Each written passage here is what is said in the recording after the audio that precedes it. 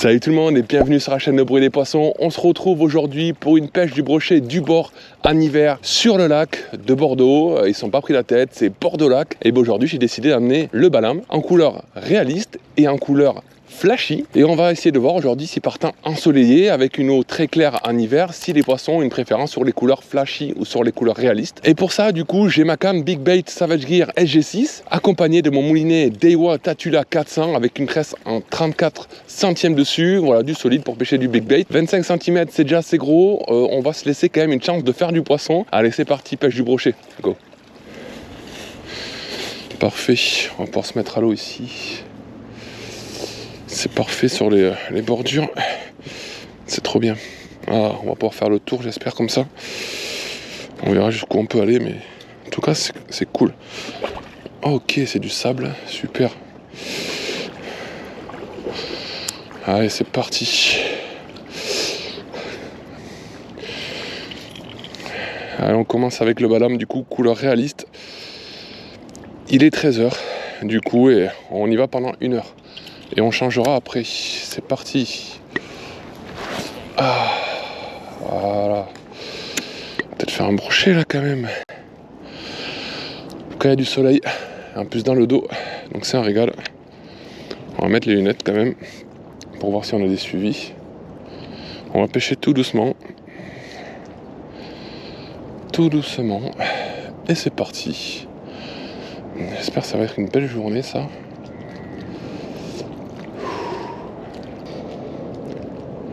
Qu'est-ce que ça fait du bien comme ça en plein mois de janvier, en plein hiver, de pouvoir pêcher comme ça, au soleil, avant que les poissons ne rentrent en frais en reproduction. Ils sont en train de se gaver. Et en plus comme il fait très froid là depuis quelques jours ou semaines, et bien là le fait qu'on ait 2 jours, c'est vraiment une petite fenêtre de 2 jours plein soleil, pas un seul nuage. Du coup, c'est pas négatif dans la journée, donc la température remonte un petit peu entre 8-9 degrés, ce qui est énorme déjà. 8-9 degrés au soleil. Donc forcément, je pense que les poissons vont venir un peu sur les bordures. Il y a des chances. Ils vont venir s'alimenter. Ils vont monter un petit peu sur les plateaux et les bordures. Ils vont sortir des profondeurs. Allez. Moi j'y crois en tout cas. Et on verra bien aujourd'hui. Est-ce que c'est la couleur réaliste qui marche? Ou malgré le fait que ce soit soleil et que l'eau soit translucide, est-ce que c'est la couleur fluo qui va marcher? J'ai toujours voulu tester ce genre de, on va dire, d'expérience au bord de l'eau. C'est sur des journées comme ça où on peut le faire. Et en plus, ce que j'adore, c'est que on se rapproche d'une pêche d'été, du pêche au cheven. C'est-à-dire, on vient juste avec une petite boîte. J'ai même pas de boîte. Pour dire, j'ai un leurre au bout de la canne. Et j'ai un leurre dans ma bandoulière. Voilà, c'est pas compliqué. On n'a pas 10 000 leurres. On n'a pas à chaque fois la boîte à leurre à sortir. C'est pratique, j'adore. On n'a pas trop de questions à se poser. Au moins, l'heure nous fait changer l'heure. Ah, c'est pas un jeu de mots de merde, mais l'heure nous fait changer le leurre. Voilà. Ça sera peut-être le titre de la vidéo d'ailleurs. L'heure nous fait changer le leurre. Pour la pêche du brochet en hiver. Allez. Hop. J'ai l'impression qu'on peut pas mal avancer dans l'eau. C'est assez stylé.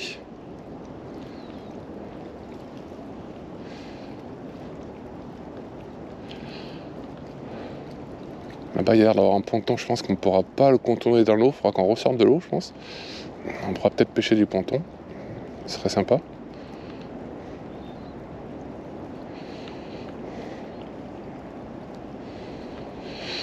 On verra après aussi si le fait de pêcher tout doucement, ça marche pas. Et bien on accélérera un peu.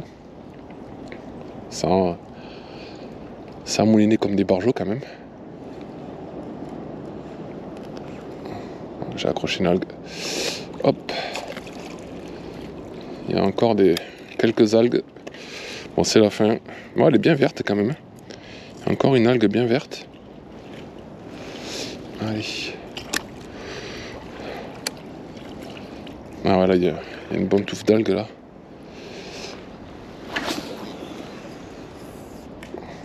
Ah voilà, il y a un bon herbier ici. Ah ouais, il y a un bel herbier là.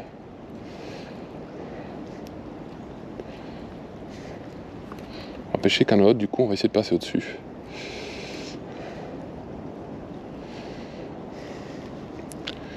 Et bien en tout cas ici je vois de l'eau qui a été... Ici il y a de la vase qui a été remuée juste devant moi. Il y avait un poisson, on l'a vu qui s'est barré, qui était dans l'herbier. Sachant qu'ici il y a quand même du black bass. Hein. Quand même pas mal de black. La perche. Il y a un peu de tout ici.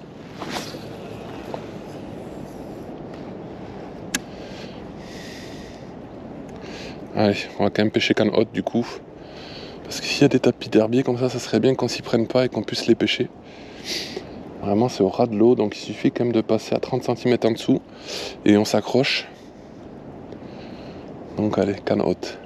Faut pas qu'on loupe ces spots là, on l'a loupé.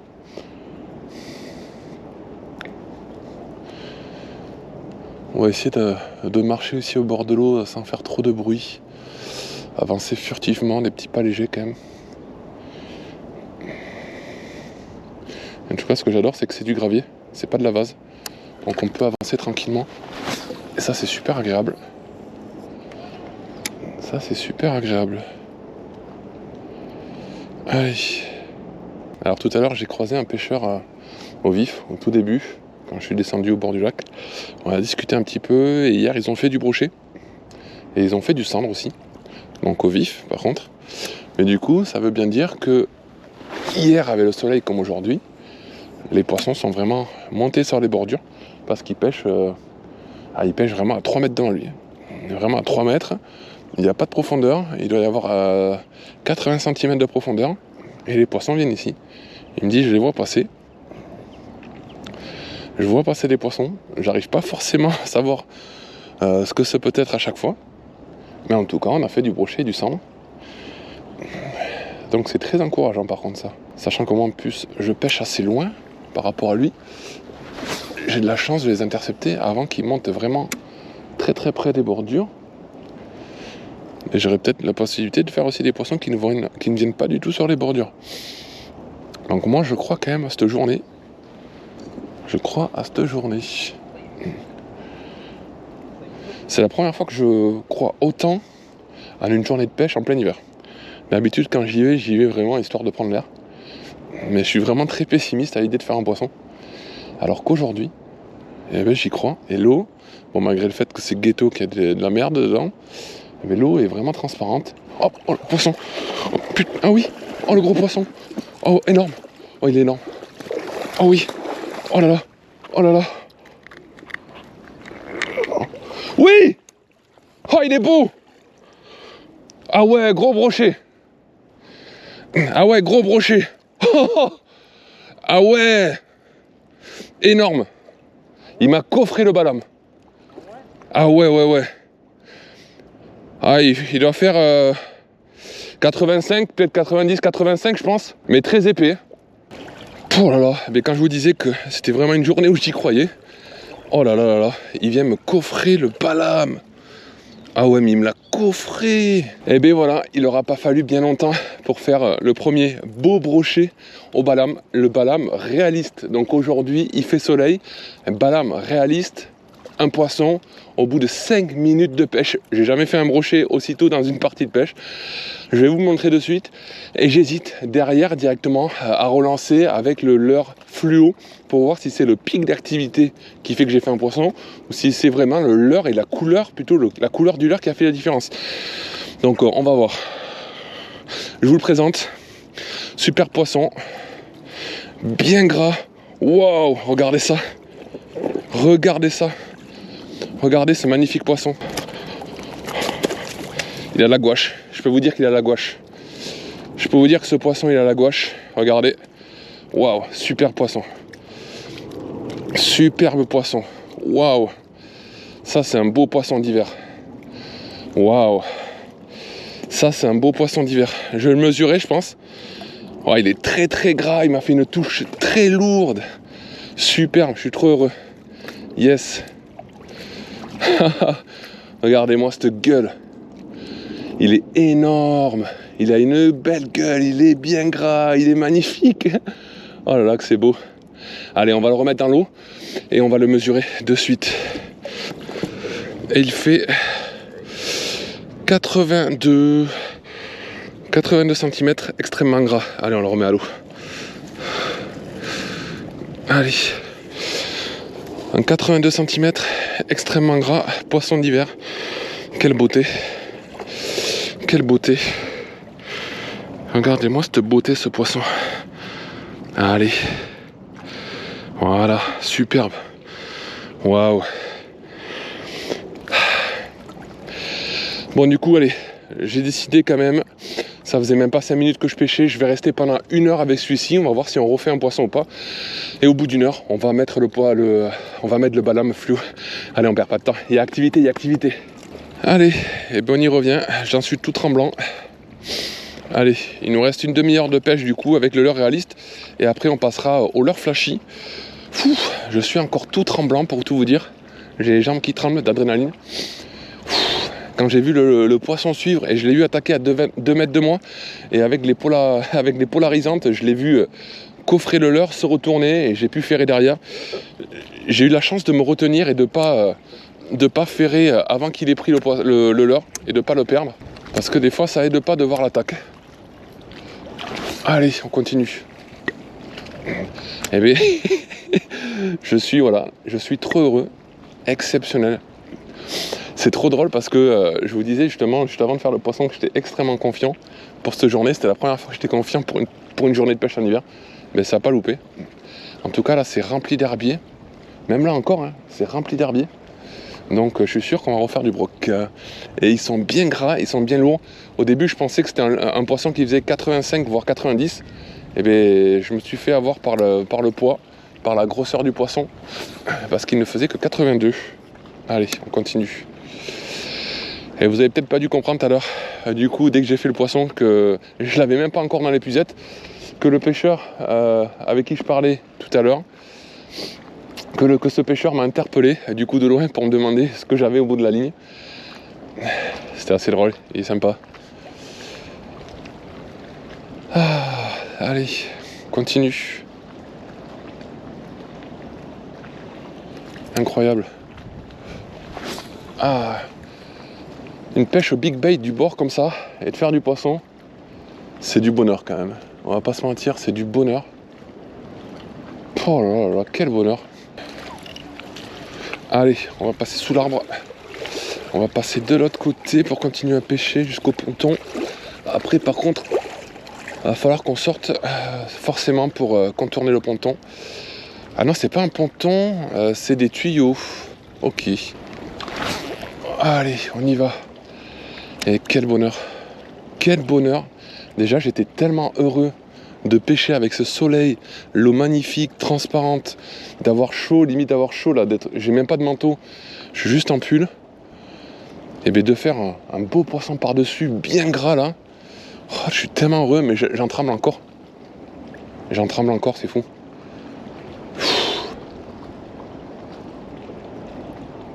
J'en tremble encore. Quel bonheur. Aïe aïe aïe aïe. Et vous avez pas dû comprendre tout à l'heure, dès que j'ai ferré le poisson, le pêcheur avec qui je parlais tout à l'heure en fait a entendu le bruit. Parce qu'il est quoi, il a 40-50 mètres. Et il m'a interpellé de loin, donc je lui ai parlé forcément. Et je lui disais que mon poisson devait faire 85 voire 90.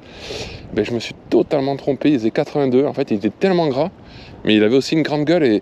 Et de voir aussi le balame bien coffré dans cette grande gueule, ben, j'ai été vraiment, en plus du fait qu'il soit bien gras, ben, j'ai été induit en erreur. 82. Et quand même un très beau poisson du bord. Je ramenais le leurre pas vite et du coup c'était quand même une animation très minimaliste de la part du leurre. Ça nage à peine, hein, le balame, mais déjà que quand on le ramène vite, ça nage à peine. C'est très subtil. Ah ben là, autant vous dire, c'est encore plus subtil. Mais ça n'empêche pas le poisson de venir d'assez loin et de le dégommer. Parce que là, je peux vous dire une chose, c'est que le poisson, je l'ai vu arriver, il venait pas pour rien. Il s'est retourné bien violemment. Il n'était pas là juste pour le goûter du bout du bec. Il a coffré, il avait les 2 triples bien rangés. Ah, il venait vraiment pour terminer de s'engraisser celui-ci. Ouais, c'est superbe de pêcher là, sur le du bord comme ça. J'adore. J'adore, j'adore. Quel bonheur. Alors du coup, je me pose la question, est-ce que c'était un poisson qui était assez loin?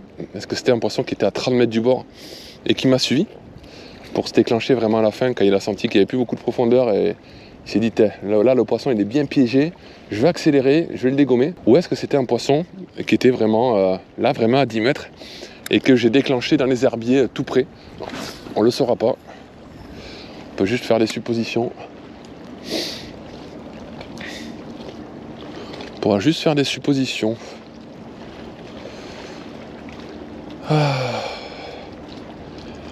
Et bien me voilà bien heureux. Popopo. Allez, il reste encore 22 minutes et on passera au leurre flashy.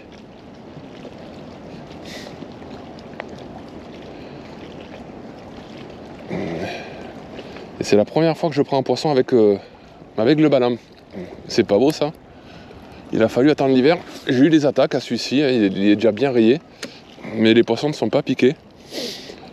Et bien là, ça doit être des petits poissons. Et là, pour vous dire, il a coffré de chez Coffré. Ah. Et heureusement que j'ai les waders, là, je pense, bien épaisses, en néoprène, là. Parce que sinon, je sens que j'aurais eu les cannes bien au froid.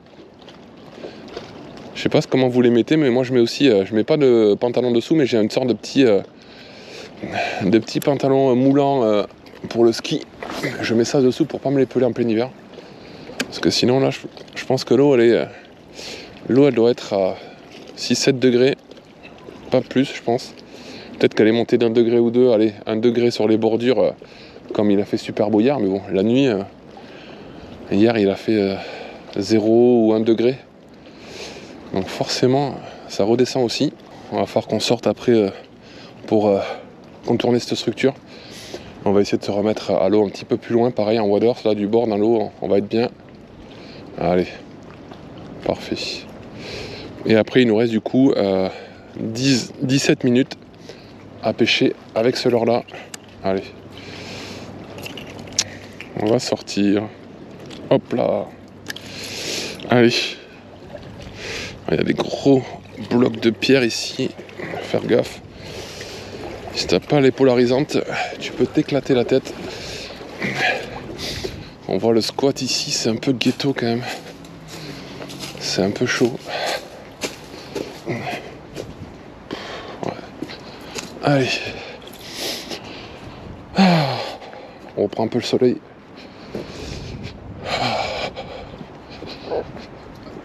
On ne traîne pas, on perd pas de temps. On perd pas de temps. Voilà, on va pas pêcher ici parce qu'il y a des toiles de tente. On va aller un peu plus loin. On va les laisser tranquilles.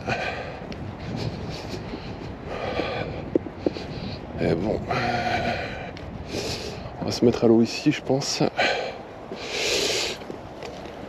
Hop là. Et hop là. Allez.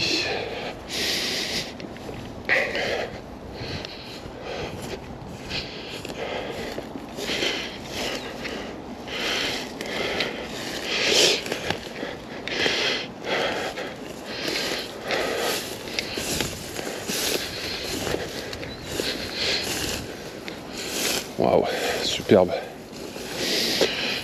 C'est ghetto, mais après, dès qu'on met les pieds dans l'eau, c'est quand même beau, sympa. L'eau est belle et transparente, même si on peut y trouver des déchets. Ce qui est dommage, mais c'est quand même hyper plaisant d'avoir ces plages comme ça, de sable et de gravier, où on peut vraiment marcher sans s'enfoncer, sans que ce soit dégueulasse. Et de pouvoir voir le poisson attaquer à 2 mètres de nous, c'est quand même un régal. Là du coup on n'a plus d'herbier ici, est-ce qu'on va en retrouver plus tard, mais là ça fait de grandes plages de sable sans herbier. On va voir. Parce que là, du coup, on trouve rien. Et sachant que j'ai vu un cormoran tout à l'heure passer, je pense que dès qu'il n'y a plus de cache d'herbier ou de profondeur, les poissons, ils s'amusent pas trop à traîner. Du coup, comme il n'y a pas d'herbier là, on va vraiment pêcher un petit peu plus vite. De toute façon, le poisson nous verra de loin, entendra et sentira le leurre de plus loin s'il n'y a pas d'herbier. On aura des chances de les faire venir de plus loin s'ils sont en activité. Ça ne servira pas forcément à grand chose de lui passer vraiment au ras du nez. On peut aller plus vite. Ce qu'on va faire avant, on va aussi pêcher devant nous. On va faire la bordure avant de passer, voilà. On va faire bien les bordures comme ça. On pêche canne haute parce que des fois il y a des... Il peut y avoir, comme on voit à droite là, des caddies dans l'eau. Il peut y avoir des branches, des blocs. Donc on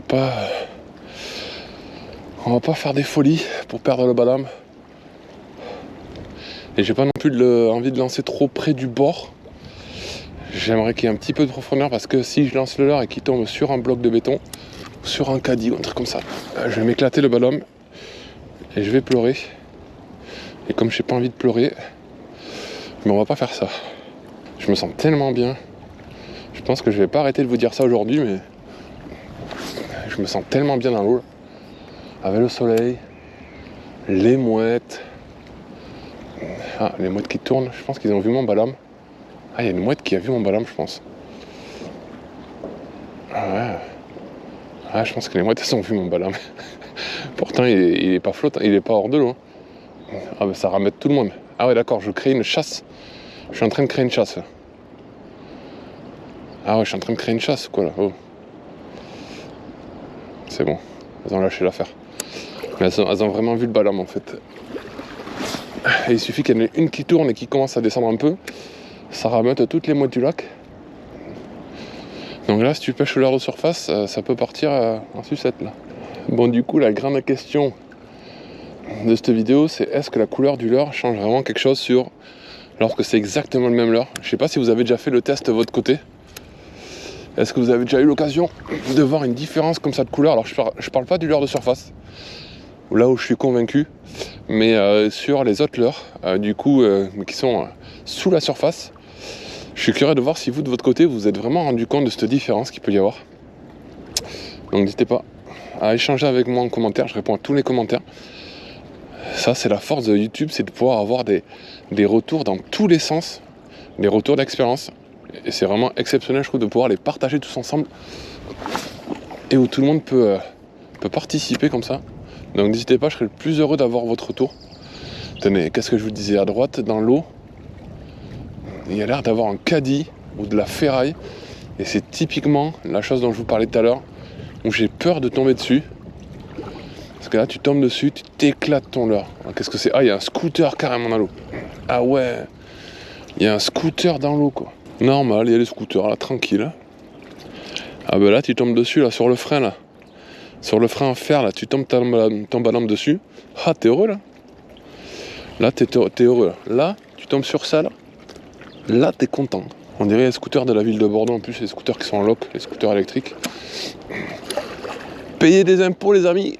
Payez des impôts, c'est bien. Allez-y, payez pour les scooters à l'eau. Participez tous. Participons. La communauté. Ah, comme vous avez vu dans la vidéo précédente, je suis allé au Japon récemment. Je peux vous dire que le Japon, c'est pas comme ça. Le Japon, c'est propre, c'est carré, c'est précis. Il y a du respect. Je peux vous dire que les gens sont respectueux les uns envers les autres. Et lorsqu'ils ont à partager, déjà ils sont respectueux envers ce qu'ils ont eux. Je peux vous dire que lorsqu'ils achètent du matériel de pêche ou des fringues ou n'importe quoi, une console et tout, je peux vous dire qu'ils sont précautionneux dessus. Ils sont d'autant plus précautionneux sur tout ce qu'ils partagent en communauté, sur tous les biens communs, dans la rue, partout, dans les parcs. Rien n'est abîmé. Tout, ils prennent soin de tout. Et de pouvoir vivre ça et de pouvoir constater ça, je peux vous dire que c'est du bonheur. Comparé à tout ce qu'on peut vivre en France, l'agressivité, le non-respect, soit dans la rue, sur la route, partout, dans les magasins. c'est de l'agressivité partout. C'est le bordel. C'est du manque de respect. Les gens s'en foutent, ne pensent qu'à leur gueule. Mais voilà, de toute façon, quand on va pêcher, quand on va au bord de l'eau, c'est typique. C'est typique. J'ai fait un beau lancer là. Mais est-ce que les poissons sont dans l'eau? Alors ce qui est cool, c'est que le soleil est là. Dans une demi-heure, trois quarts d'heure, il va dépasser l'arbre. Et je vais l'avoir dans le dos en remontant vers le nord là-bas. Et après, ça va bien chauffer les bordures. C'est parfait, sachant qu'on a même pas fait un quart de ce qu'on doit pêcher. Donc c'est cool. Ah mais il est 2h. Allez, il est 2h, on va changer de l'heure. Hop, on va se mettre là. On va récupérer la pince. Hop. Voilà, on va se poser là pour le faire tranquillement. On va pas se stresser, je peux vous le dire. On va récupérer la petite pince. Hop, comme ça. Hop là. Allez. Avec les mains glacées, parce qu'il fait quand même froid, hein, faut pas croire. Les mains froides avec l'eau et devoir changer ça. Oh, ça se fait. Ça se fait. Hop. On va prendre le balame comme ça. On va ranger l'autre. Hop là. Et voilà. Allez. Je suis trop heureux. Depuis le temps que je rêve d'avoir ce balame fluoro. Et je l'ai trouvé au Japon. Magasin de pêche au Japon. Ça a été compliqué de le trouver à Tokyo. Il est tellement demandé qu'il n'y a pas de stock dans les magasins. Dès qu'il y en a un ou deux qui met un rayon, dans la minute il est pris. Donc je suis très heureux de l'avoir. Surtout que quand tu l'achètes 60 €, t'es encore plus heureux. Allez, on va pêcher avec celui-ci. Super, on referme la besace à pince et à l'heure. Enfin pour un leurre au singulier. Et allez, c'est parti. On va enchaîner avec le balame fluo. Magnifique. J'espère qu'on va le voir de loin. Hop. Allez. C'est parti. On le voit de loin, le balame fluo, quel plaisir. Trop bien. Tu vas voir que c'est lui que je vais éclater dans un bloc ou dans un scooter. Ah, je vais pas trop pêcher les bordures, je pense que j'ai pas envie de pleurer. Arrête de pêcher les bordures, les poissons ils sont pas, pêche un peu plus loin. Pêche en décalé.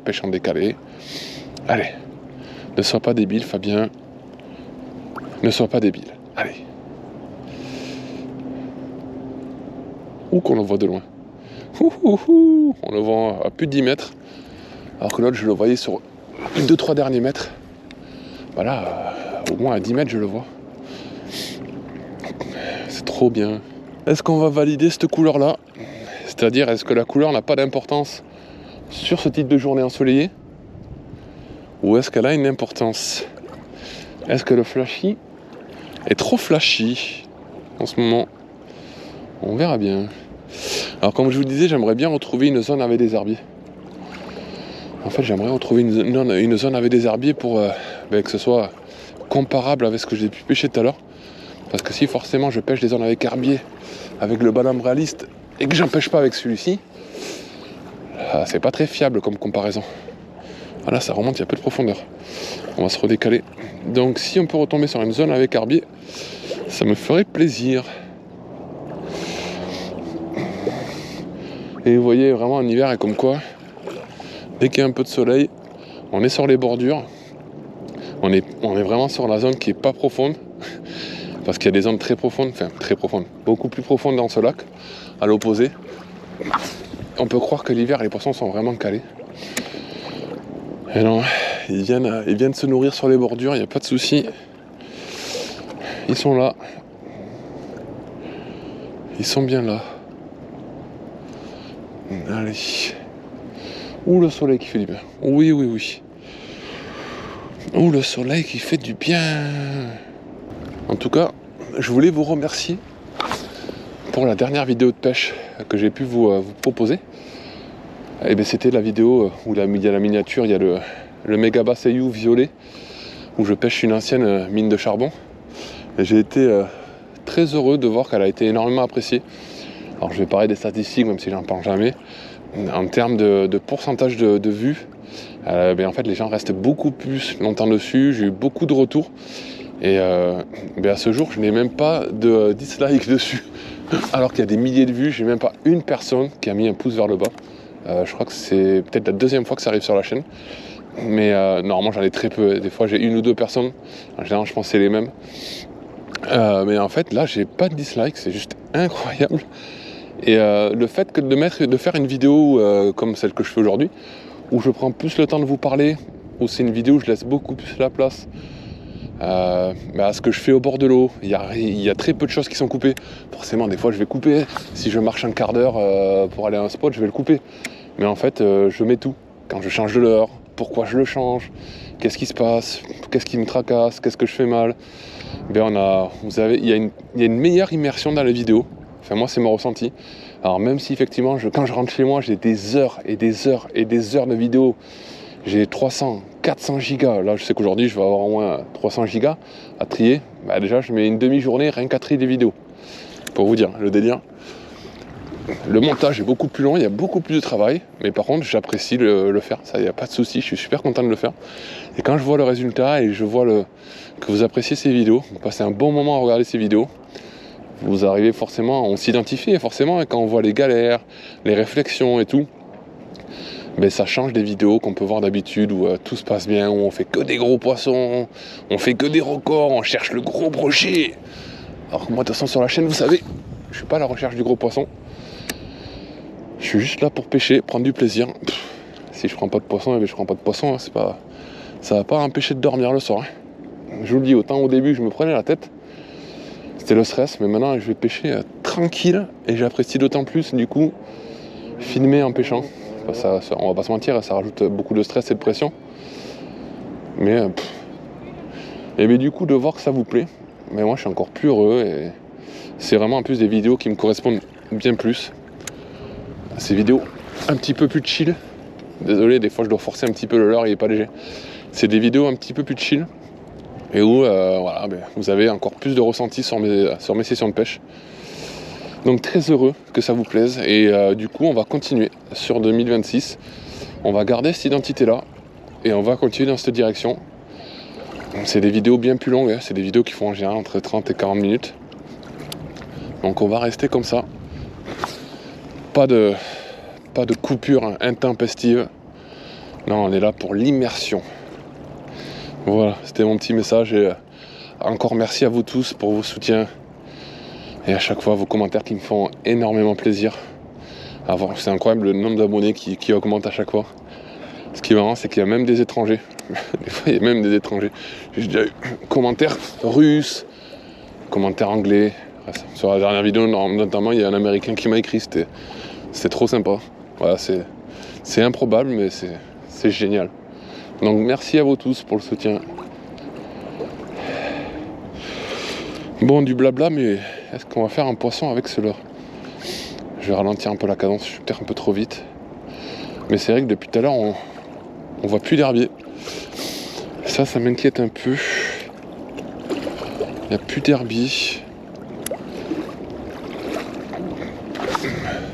Alors peut-être qu'il y en a plus loin, peut-être que là il n'y a pas d'herbier parce qu'il n'y a peut-être pas de profondeur, mais je peux pas le voir, donc s'il faut 20 mètres, quand je lance 20 mètres plus loin et que ça descend, il y a des herbiers, il y a une petite cassure et des herbiers, ça j'en sais rien.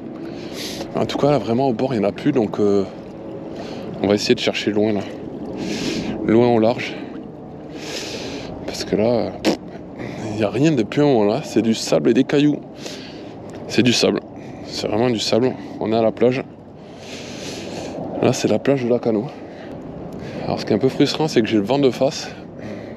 Le problème c'est que si je me retourne pour lancer un petit peu derrière en diagonale, et bien du coup j'ai le soleil en pleine face. Déjà c'est pas agréable. Et surtout qu'à la caméra on va rien y voir. Donc en fait c'est ça aussi souvent les gens ne se rendent pas compte. Mais lorsqu'on pêche en se filmant, on a du coup énormément de contraintes. Alors forcément on les énumère pas, hein. On est là pour pêcher, on n'est pas là pour vous parler des contraintes qu'on peut trouver quand on filme. Et lorsque je filme, effectivement, j'ai beaucoup de contraintes que je n'ai pas lorsque on ne filme pas. Et du coup, ce qui complique énormément la pêche. Mais voilà, par exemple, tout bête, hein. J'ai le vent face, je peux pas pêcher dans le sens. Donc c'est contre-productif, on lance moins loin, c'est plus difficile. Et ça nous empêche de pêcher plus loin et plus au large. Donc potentiellement on a moins de poissons. Mais on est obligé de faire comme ça parce que sinon en fait la vidéo on peut pas filmer, c'est regardable. C'est pareil, souvent lorsqu'on est du bord, mais en fait on est tout le temps obligé de pêcher face à nous. C'est-à-dire que je peux pas pêcher là et pêcher à droite alors que vous n'allez pas voir la touche, vous n'allez pas voir le poisson. Et souvent ça nous met dans des situations très compliquées pour lancer, pour pêcher. On est obligé de se contorsionner. Je vous parle même pas de lorsqu'on pêche en flotte tube, les bordures. Mais en fait, normalement, quand tu pêches en flotte tube, tu longes la bordure, tu lances à droite et tu pêches comme ça. Ben ça, tu peux pas. C'est-à-dire quand tu filmes, tu es obligé de faire 2-3 mètres, t'arrêter, de te tourner, de pêcher devant, de te retourner, de refaire 3 mètres, de te retourner, de pêcher. C'est un enfer. Parce que par exemple, là, je suis en train de vous parler, mais la vidéo s'est coupée, la caméra a bugué. Comme ça arrive 10 fois dans la journée quand on pêche. Et du coup, ça, là, je retrouverai jamais le fichier. Le fichier est corrompu, il n'est pas utilisable. Des fois, ça arrive quand on fait des poissons. Et ça, c'est un peu dur. Parce qu'on fait un poisson dans la journée et que la vidéo bug. C'est terrible. Donc pour vous dire, quand vous regardez des vidéos de pêche, essayez de voir un petit peu plus loin et de comprendre la difficulté dans laquelle se trouve constamment le pêcheur, le youtubeur entre guillemets. Pas trop ce mot, youtubeur. Mais bon, voilà, on est sur la plateforme de YouTube. Donc essayez de comprendre les difficultés dans lesquelles le pêcheur se trouve à chaque fois. Parce qu'en fait, là, il y a beaucoup plus de mérite à ce qu'on ne le croit pour pouvoir vous faire des vidéos. Ah, c'est incroyable, vraiment, il y a une aura autour de ce leurre. Je sais pas comment dire, il y a un halo lumineux. En fait, comme s'il reflétait la lumière et du coup la lumière est un petit peu fluo. Ah, c'est vraiment stylé. Ah, c'est dingue. Je n'avais pas remarqué. Enfin bref, pouvoir vous proposer des vidéos de pêche, c'est très dur. Hyper contraignant, ça coûte cher. Pour vous dire, ça va faire 4 ans que je suis sur YouTube, quelque chose comme ça. Mais je peux vous dire que je m'y retrouve pas financièrement encore aujourd'hui. Tout l'argent que ça m'a coûté d'acheter une GoPro, d'acheter tout le matériel qui va autour de la GoPro, d'acheter un ordinateur pour monter les vidéos en 4K. Tu peux pas acheter un ordinateur à 1000 €. L'ordinateur il coûte plus de 2000 €. Après acheter une caméra pour se filmer lorsqu'on présente les leurres, lorsqu'on fait des vidéos de présentation, le drone, je parle de ça, mais la batterie portable, le disque dur externe, enfin voilà, il y a tellement de choses, mais c'est des milliers d'euros. Matériel, je dois être à plus de 4000 € de matériel, rien que pour pouvoir présenter des vidéos correctement. Déjà tu es obligé d'avoir déjà une GoPro avec tous les accessoires. GoPro avec tout accessoire, tu es à 700 €, 800 €. T'es à 800 € facile. Et après tu as un ordinateur à plus de 1000 €, plus des accès, etc. Bah déjà, minimum syndical, 3000 €. Voilà, pour filmer avec une seule GoPro et pouvoir monter, 3000 €. Et bien 3000 € avant de les rembourser déjà, amuse-toi avant de les rentabiliser sur YouTube, sur la pêche. Parce que bon, pas se mentir, la pêche c'est une niche. Tous les Français ne regardent pas la pêche. Tu feras pas des millions de vues à chaque vidéo, loin de là. Déjà, si tu fais 10 000 vues, c'est déjà magnifique. Donc, je peux te dire, tu gagnes pas beaucoup. Tu peux gagner 20 ou 30 € par vidéo. Et déjà, tu comptes pas l'essence que tu mets pour aller pêcher. Donc, voilà, ça c'est la réalité.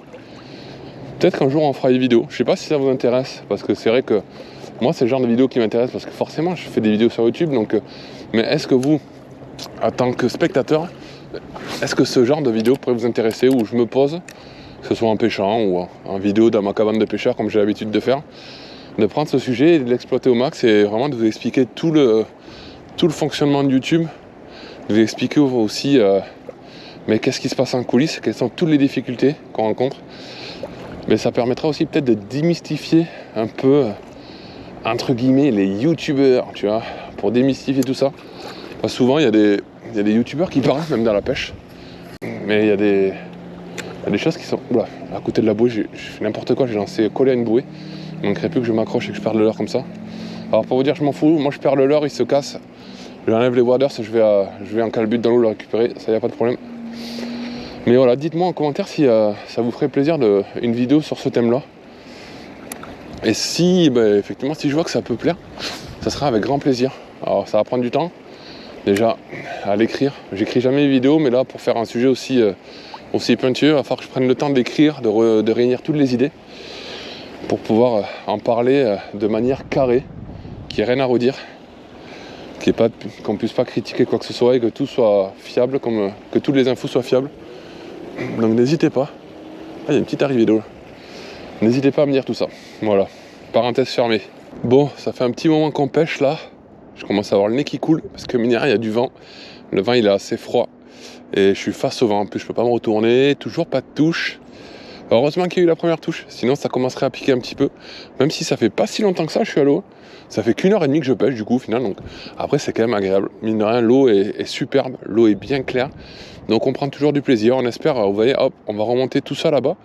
Et j'espère qu'on va recroiser les petits herbiers. Écoutez, même si je dois repasser dans une demi-heure, je dois repasser au leurre naturel. Si je retombe sur un herbier, je vais remettre le leurre flashy pour avoir quand même les mêmes conditions, pour essayer d'avoir un comparatif quand même le plus carré possible. En plus c'est magnifique parce qu'il y a des colverts un peu partout qui sont sur les bordures et lorsque je m'approche, ils me regardent, ils sont curieux et puis après ils s'envolent tranquillement et c'est magnifique. On est tout seul, je croise pas d'autres pêcheurs et ça c'est canon. Comme quoi même en milieu herbien parfois on peut être tranquille pour pêcher, on continue. Là c'est vraiment bizarre, c'est vraiment une plage immense. Vous voyez, je suis assez loin du bord et c'est une pente très très douce, je peux encore avancer un petit peu. Après j'avance pas plus parce que j'ai juste mes clés de la voiture là dans ma petite bandoulière au niveau de la taille, mais je pourrais avancer peut-être 10 mètres de plus pour avoir l'eau au niveau du torse. Et moi c'est vraiment une pente très douce ici. C'est vraiment un grand plateau mais sans herbier. Donc je sais pas si c'est vraiment intéressant de pêcher ça. Je pense pas, je le pêche quand même assez rapidement pour pas avoir de regrets. Pour en avoir le cœur net et mais ça a pas l'air fou là, ce spot là précisément ça a pas l'air fou. Là, on va pêcher rapidement. Allez, on avance, on va essayer d'accélérer un peu la cadence. Voilà.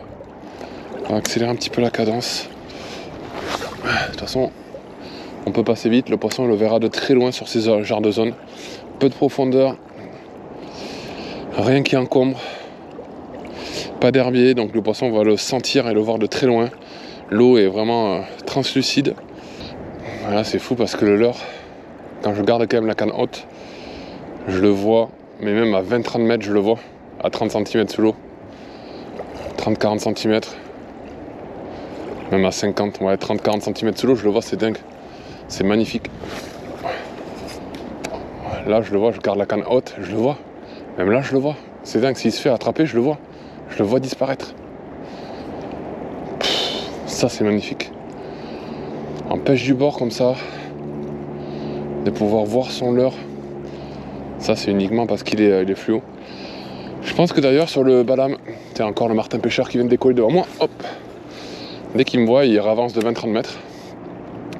Je pense que sur le Balam réaliste, sur la tête, sur le nez quoi, du coup je vais ou le front comme vous voulez, je vais lui coller un petit autocollant exprès que j'avais trouvé au Japon, des autocollants qu'on met vraiment sur le haut du leurre, le devant, pour pouvoir le visualiser de loin et pour avoir cette petite pastille et pour pouvoir voir cette petite pastille fluo. Donc je vais en mettre un sur l'autre ballon, ce qui me permettra de le visualiser pareil de plus loin, même si là forcément c'est le leurre entier qui est fluo, donc ça aide encore plus, mais ce sera toujours une aide précieuse de voir le leurre. Puis c'est toujours agréable, on va pas se mentir.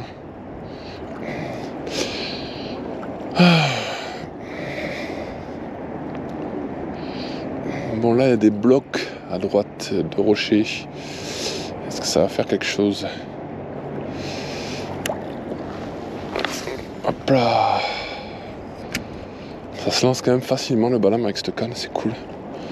Ça fait 2 heures que je balance des leurres. Ça passe tout seul. C'est comme si je lançais des leurres de 50 grammes. C'est pas dérangeant du tout. Ça catapulte très bien sans avoir trop forcé avec le bras et l'épaule. Si on fait bien un effet de levier des catapultes, ça passe nickel. Pas besoin de se démonter. On laisse pas mal de bannières derrière pour rajouter de la force à l'effet catapulte. Et franchement, nickel. Bon, allez, un deuxième broc là, et ça serait une session d'hiver du bord fantastique. Elle est déjà belle, je vais pas vous mentir. Je suis déjà très heureux. Je vais rentrer chez moi le sourire jusqu'aux oreilles.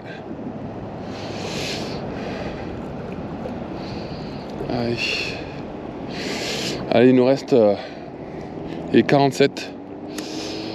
Il nous reste 13 minutes à pêcher avec le leurre fluo. Et on repasse au leurre réaliste.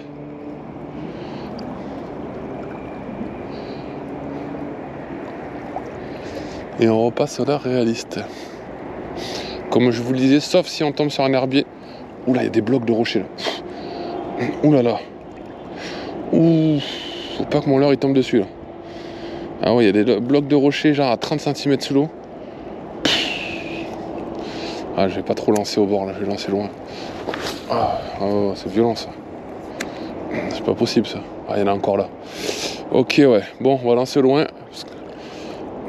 Ah, là, c'est un pneu. Faut voir, c'est quoi ça? Non, c'est un bloc de rocher encore. C'est des blocs ronds là, circulaires. Je sais pas ce que c'était. On va lancer au loin. Parce que là, ça pue là. C'est pas bon pour les leurres là.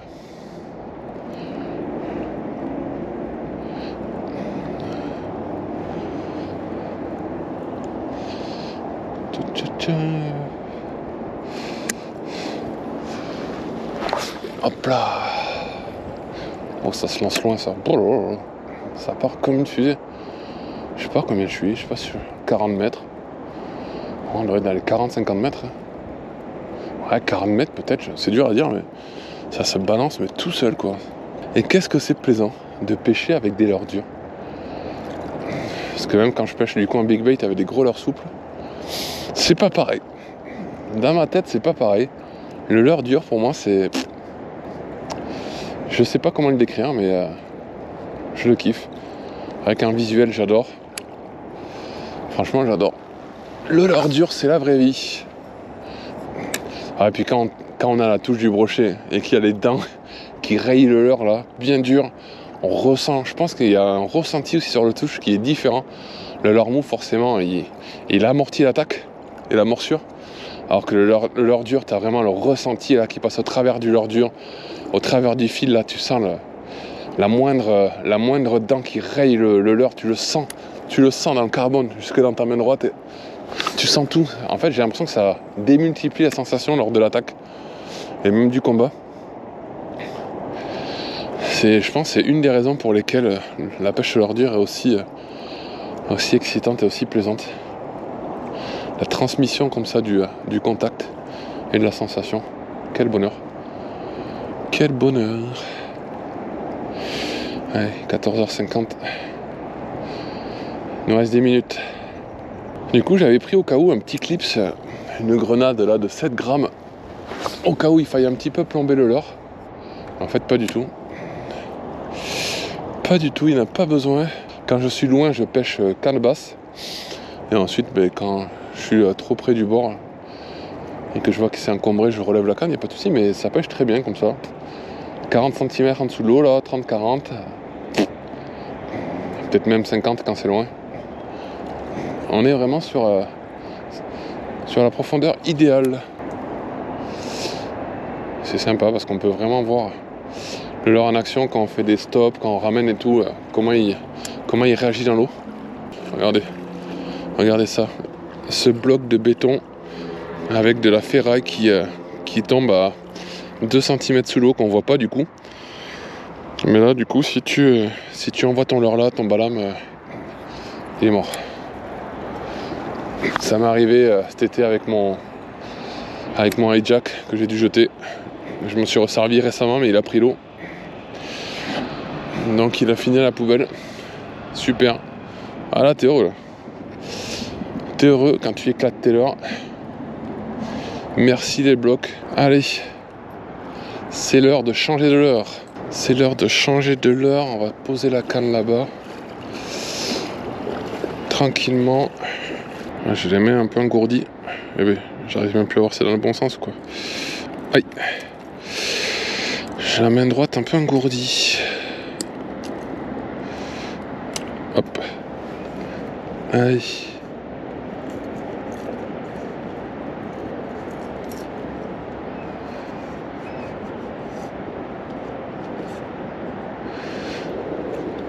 Hop là. Je galère un peu. Hop, parce que le leurre forcément il s'accroche dans ma petite banane. Normalement je la mets ici devant. Mais du coup c'est un peu galère. Et comme je vais pas trop loin dans l'eau, je peux pas par exemple mettre la banane quand j'ai pêché le cheven ou la truite, puisque de souvent j'ai de l'eau jusqu'au torse. Donc je remplis la banane d'eau et les leurres et tout, et mes clés et tout le truc. Mais là, j'ai pu le mettre. Oh, je galère là. Bon, je vais arrêter de parler. Et on va se concentrer. Voilà. Allez. Hop. Allez, du coup, c'est reparti pour le leurre réaliste. On va voir si ça marche mieux. C'est vrai que même si on n'a pas fait d'herbier, on n'a pas vu un seul poisson, on n'a pas fait une touche, on n'a pas eu un seul suivi. Allez. Oh, ça sent à manger là, ça sent la bouffe. Ah ben il faut un barbecue.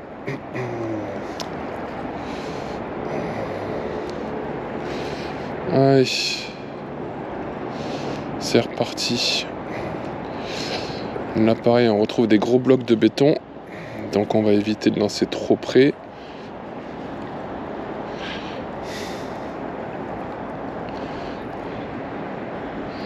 Allez, continue. Mais par contre c'est vrai que c'est un désert là. C'est un désert, il n'y a que du sable. Il n'y a pas un seul herbier. C'est le désert. C'est fou ça. Sur un désert comme ça. Il y a beaucoup d'arbres là-bas immergés. Je sais pas si on va devoir sortir de l'eau, si on va pouvoir les contourner. On verra bien.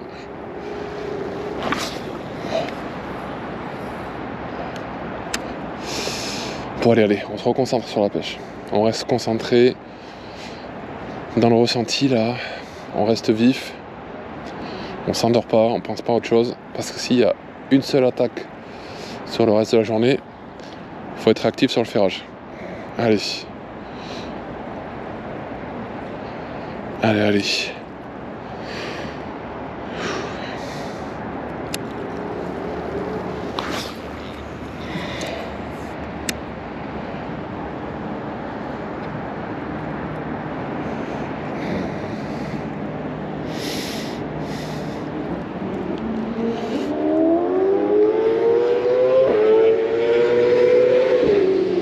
Ça nous entendre un petit peu de bruit de circulation. On va être collé à la rocade bordelaise. Parce qu'en fait, si vous voulez, le lac là, il est séparé en deux par la rocade. Et il y a un seul endroit où il y a un pont où c'est relié. Mais ouais. La modification des milieux naturels, des milieux humides par l'humain. Voilà. Avant tout ça, ici c'était des marais, des lacs. Ici c'était que des lacs et des marais. Donc autant vous dire, c'était. Je parle de ça il y a longtemps, j'ai jamais connu. C'était une zone incroyable. Pour la faune et la flore, c'était quelque chose d'incroyable. Pour le milieu piscicole, c'était, à mon avis, c'était complètement fou ici avant. Milieu sauvage comme ça. Ça c'est terminé. L'homme il a tout fracassé. Maintenant on se retrouve avec des lacs urbanisés, quasiment coupés en deux, dégueulasses, sans zone humide autour. Parce qu'avant c'était que des marais, donc quand l'eau montait, les brochets allaient sans doute se reproduire dans les marais. Ça devait être hallucinant. Mais ça n'existe plus. Donc on peut vous dire, les zones de frayère de brochis ici, ça pue un peu. Parce qu'ici, ça déborde plus. forcément, hein, les berges ont été rehaussées, ça peut plus déborder, l'eau ne peut plus aller dans les champs, dans les marais, il n'y a plus rien. Donc ouais, ça fait longtemps que le milieu n'est plus naturel. C'est un plan d'eau, mais c'est pas fou quoi.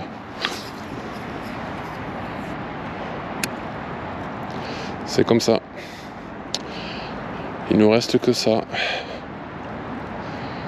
C'est triste.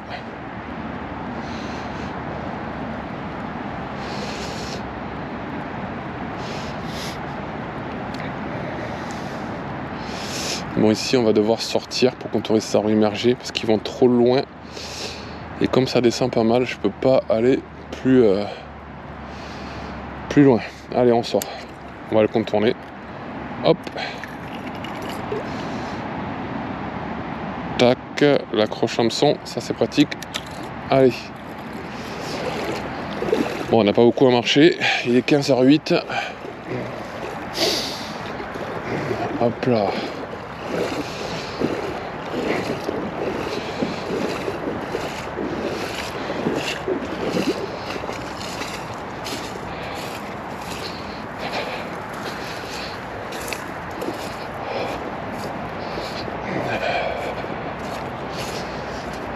Danger, rive dangereuse. Baignade interdite.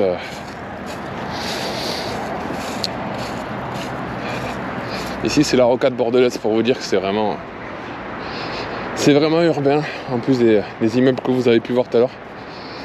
Il faut savoir qu'ici le flottube est interdit. C'est malheureux. Il y a une école d'aviron, il y a une école de voile, plein de trucs comme ça. Mais par contre, il y a même des gens qui se baignent l'été.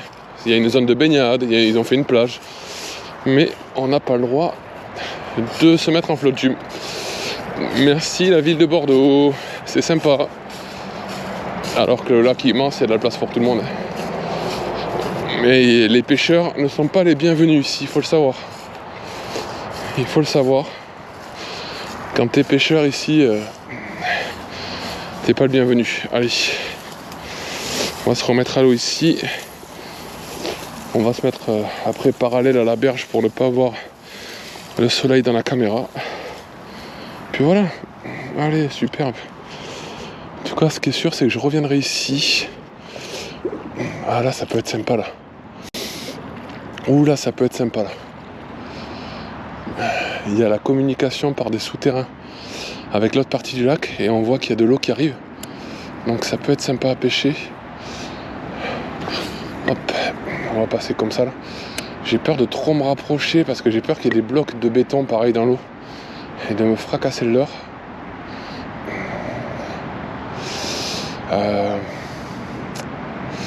Je vais essayer de ressortir de l'eau en fait et de me mettre au-dessus là et de voir s'il n'y a pas des blocs de béton et s'il n'y a pas du poisson même à vue. On va faire comme ça. Est-ce qu'on peut tenir là? En fait, c'est pas des zones profondes. Je pensais que ça allait creuser un petit peu. Mais en fait, ça creuse pas du tout. Ça creuse pas du tout. Non, ça creuse pas du tout.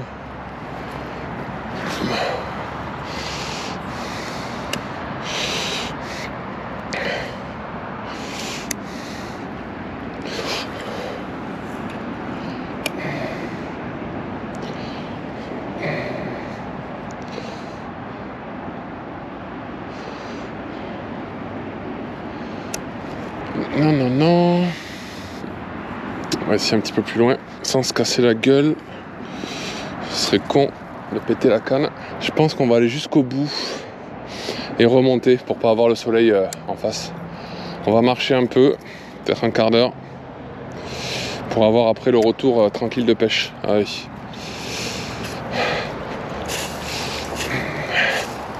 On sera mieux, ça sera plus agréable. On n'aura pas le soleil dans les yeux et dans la caméra. Regardez ça, je suis dégoûté. Bord de lac quoi. Les zones naturelles de Bordeaux, c'est ça.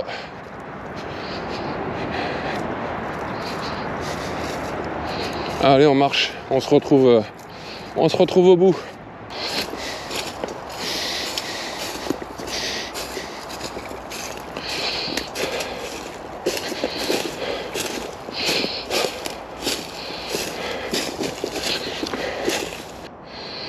On a marché là un bon moment.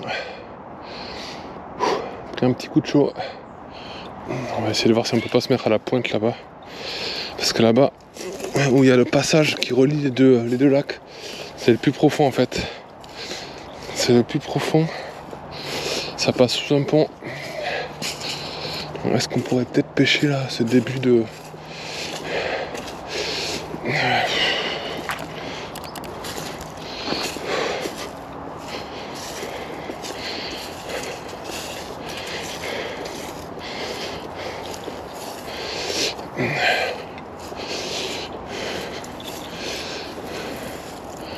Un beau parapluie Peugeot. Lol, il est en carbone.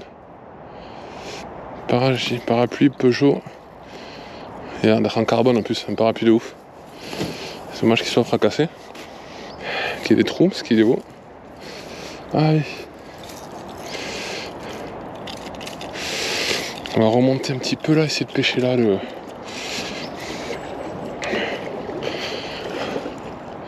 On va essayer de remonter un tout petit peu ici puisque c'est plus profond. Et après on repartira là-bas dans l'autre sens. Comme prévu. Allez. Voilà. Mais là comme vous voyez le pont en face. Et là c'est la zone la plus profonde. Voilà. Il y a beaucoup de gens qui pêchent là-bas. Là c'est la partie la plus pêchée. Beaucoup de pêcheurs au vif. Ouais, je peux pas aller plus loin. Du coup ça descend grave là. Je peux pas aller plus loin. Ça a énormément pêché au vif. Il y a beaucoup de brochets et de silures qui sont faits là-bas. Parce qu'il y a aussi des silures. Il y a aussi de la grosse bestiole. Allez. Hey, j'ai tapé une suée là. J'ai chaud. Chaud. Cette petite bordure là. Et on avance. Et tout à l'heure je repensais... Quand je parlais de pourquoi, par exemple, j'aime les ordures, un des arguments, par exemple, parmi tant d'autres, c'est comme on l'a vu tout à l'heure sur le brochet lorsqu'il a pris le leurre. Mais comme c'est un ordure, il ne peut pas se plier en deux, comme on pourrait le faire en leurre souple. Et bien en fait, du coup, il engamme, mais il ne va pas trop profond. Et du coup, on n'abîme pas le bas de ligne. Donc il y a moins de risque de coupe aussi. Parce que du coup, il n'a pas du tout pu toucher le bas de ligne, il n'est pas abîmé du tout, donc ça nous fait gagner beaucoup de temps de pêche. Pas de risque de casse, ou du moins de risque de casse. Voilà, je suis en 105 centièmes en bas de ligne, pour vous dire. Monté avec un émerillon baril, mais un roulement à billes, fait pour la pêche en mer, la pêche du thon. Donc on fait ça, déjà on est tranquille. Et un anneau brisé, pour pouvoir changer le leurre à chaque fois. Un anneau brisé, pareil, je sais plus combien de livres, c'est totalement énorme, c'est démesuré pour le thon, pour la pêche en mer. Ça évite la rouille aussi, pour le traitement salin, anti-rouille. Donc avec ça on est peinard. Et aussi le bas de ligne, parce que quand ça commence à être du 90, 100 centièmes, le bas de ligne, le Varivas, il coûte extrêmement cher. Celui-ci, heureusement, je l'avais acheté au Japon, donc je l'ai acheté 30 € au lieu de 60. Mais sinon, c'est 60 €. Et t'as que 30 mètres.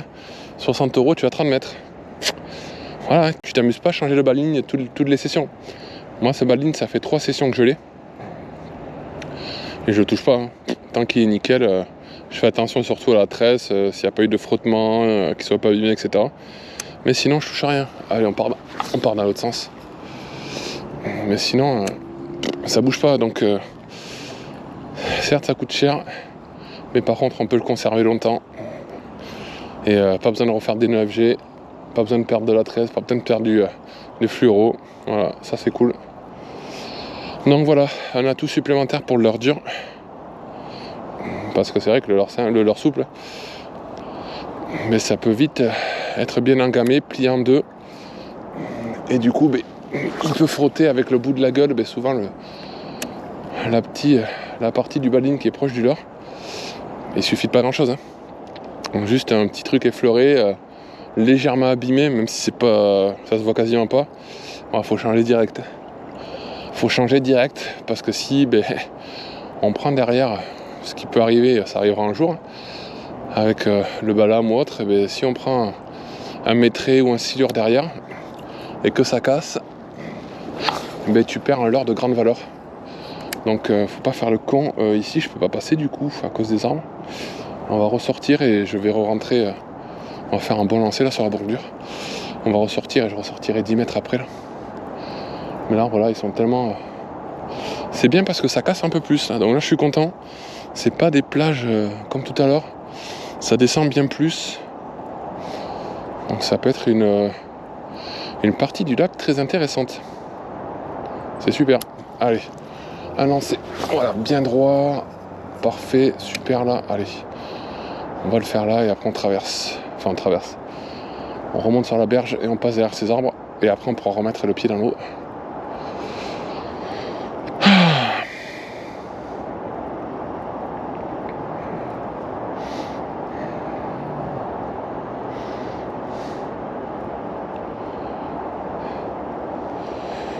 15h34. Allez. Rien ici, on y va. Hop.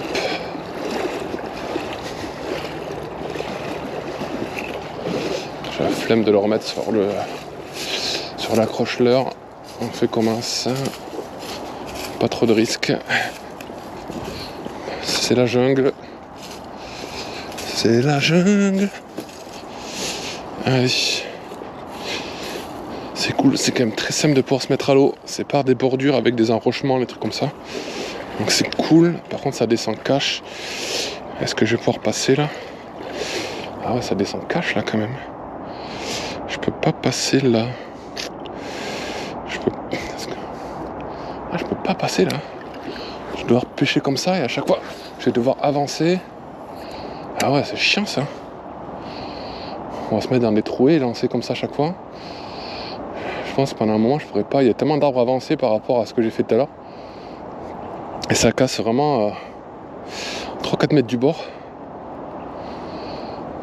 On va pêcher les trouées comme ça. C'est pas bien grave. On s'adapte comme d'habitude. De toute façon on peut pas faire autrement. Donc qu'est-ce que tu veux.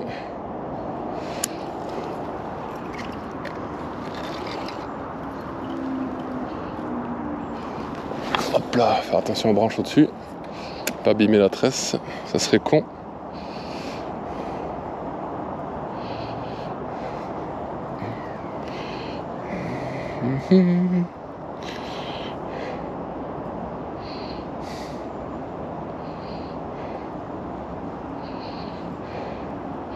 Comme on a marché un petit peu, on laissera un quart d'heure de plus avec le leurre naturel pour être équitable.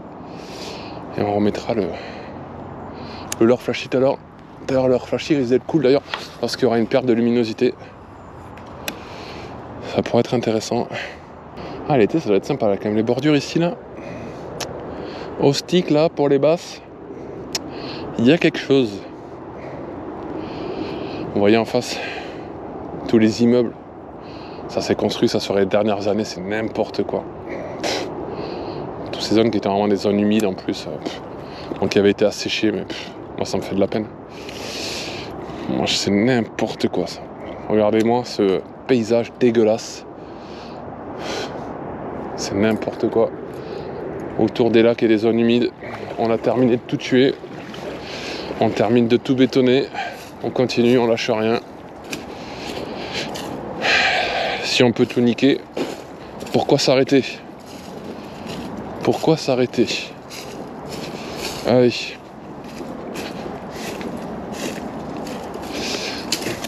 Est-ce qu'à un moment, on va pouvoir marcher le long de la berge ou est-ce qu'on va faire à chaque fois des trouées comme ça? Ce serait bien qu'on puisse avancer le long de la berge, quoi.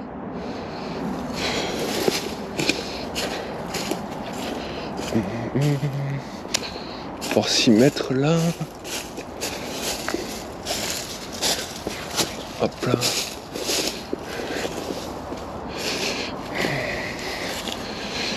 Oh, on va se mettre doucement à l'eau quand même. Est-ce qu'on peut avancer un peu plus ou est-ce que ça casse direct là? Comment ça se passe? Ouais, ça casse direct là. Ouais, ça tombe direct là.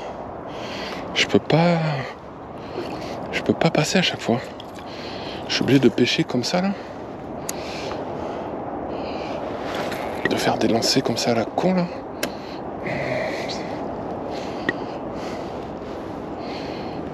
Tu te dis, en flotte tube ça peut être fantastique. Mais non, t'as pas le droit.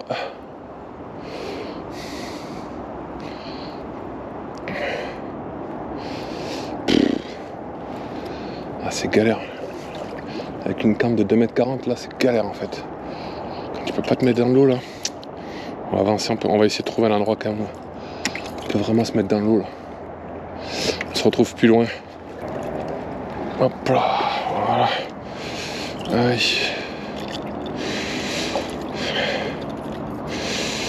Aïe. On peut passer un bout de branche, on peut passer. Faire gaffe parce qu'il y a des branches dans l'eau, des troncs. Pas se casser la gueule. Allez. Et ouais, notamment un problème de plus quand on filme, quand on se casse la gueule dans l'eau. Mais comme tu as la GoPro qui est ouverte avec la batterie externe et tout, tu perds ton micro, tu perds ta GoPro, tu perds ta batterie externe. Bon voilà, t'en as à peu près pour 600-700 €. T'en as à peu près pour 500, ouais, 500-600 €. Voilà. Donc tu peux pas te permettre de tomber. Comme tous les pêcheurs peuvent tomber à l'eau. Tu peux pas ça en fait. Et ça c'est un stress supplémentaire. Parce que tu dois pêcher, tu dois regarder si ta caméra tourne bien, tu dois regarder si ta caméra est pas trop inclinée, pas trop dans un sens trop bizarre, si elle est toujours en marche, si elle bug pas, et tu dois regarder dans l'eau. Voilà, c'est un stress de tous les instants. Allez. Là aussi il va falloir qu'on ressorte après, ouais, on va ressortir, on va pouvoir passer par là, à travers les arbres. Et après j'ai l'impression qu'on retrouve peut-être une berge un peu plus accessible. Même si là-bas il y a un arbre qui est dans l'eau. On verra bien. Bon. En tout cas on pêche. On est hauleur réaliste. 15h48. On a dit qu'on restait un quart d'heure de plus. Allez, 10 minutes. On va rester jusqu'à 16h10. Et après on va passer hauleur flashy. Et je pense qu'on restera hauleur flashy parce que vers 17h15, 17h30, de toute façon il commence à faire nuit. Donc on peut plus filmer. C'est la galère. Donc on va rester comme ça.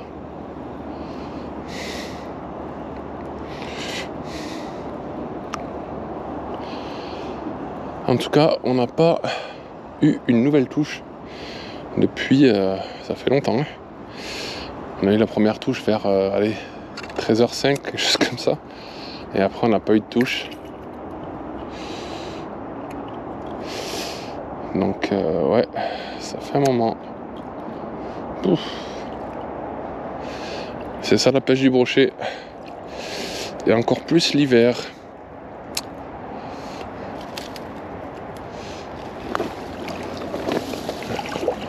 Aïe. Ah, ça fait peur.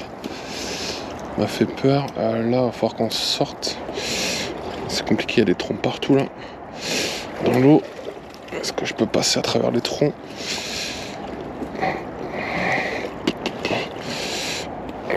Ah. Allez. Je pense qu'on va... Est-ce qu'on peut passer par là? Ouais, c'est pas trop les waders.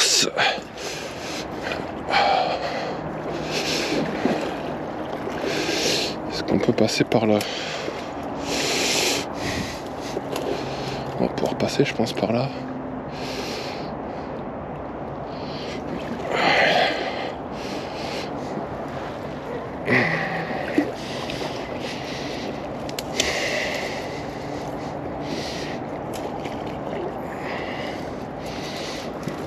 Ça veut dire avec les grosses waders d'hiver, en termes d'agilité, c'est pas ouf.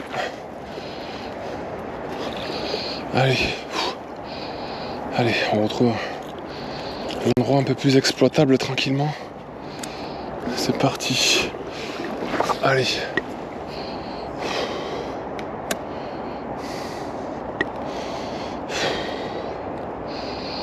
Ah, ça fait du bien. On peut pêcher tranquillement là. On va se caler là.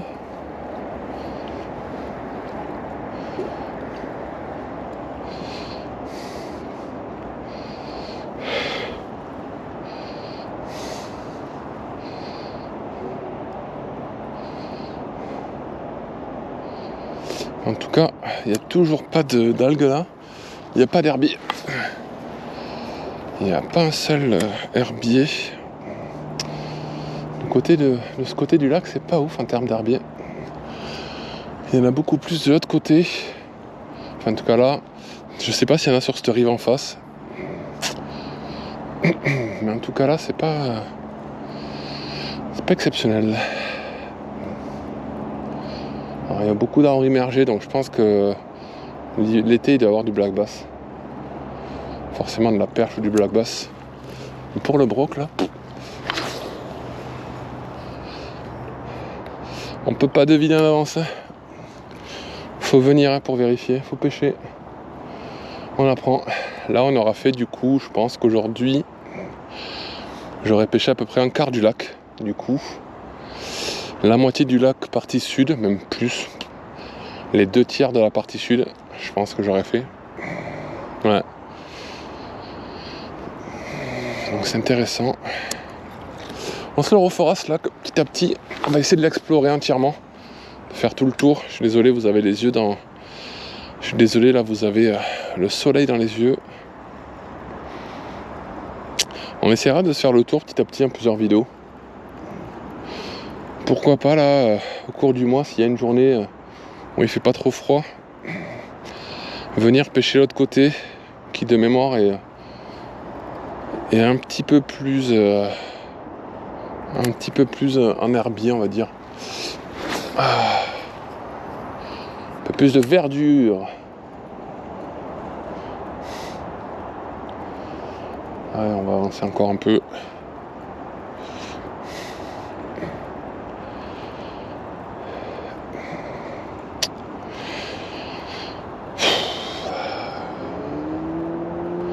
C'est dingue. Je crame. Je transpire sous mon pull. J'ai un pull polaire à manches longues, enfin un t-shirt polaire à manches longues. Et mon pull par-dessus et je suis en train de crever de chaud. Pour.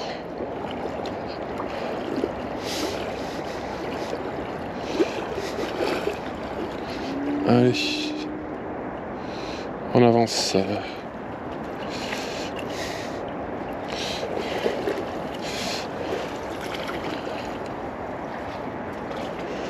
Est-ce qu'on peut passer là où ça casse? Ouh là là, c'est... Là, il y a des branchages de ouf. Je peux même pas poser le pied tellement il y a des arbres qui sont entassés. On va tenter quand même. Putain. Ah, c'est chaud après, je vois plus le fond.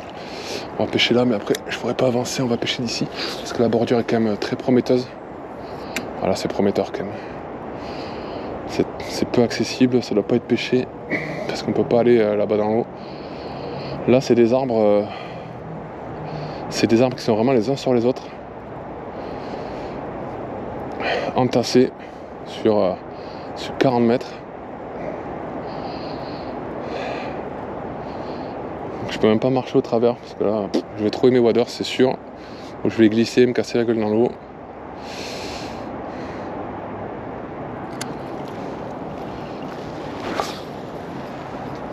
Hop là, voilà. Allez.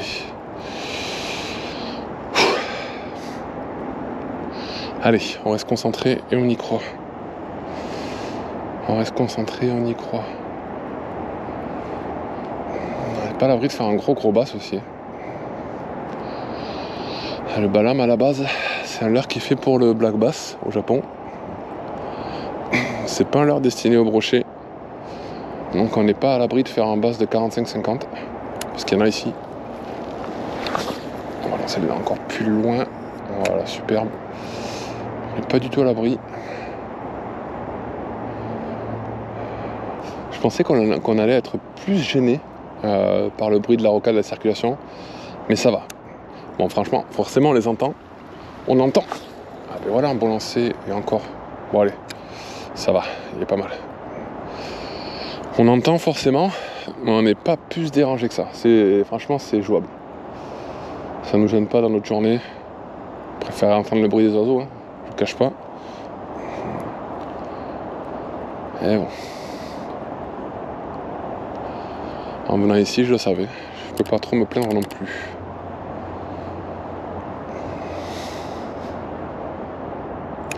Allez, on va avancer.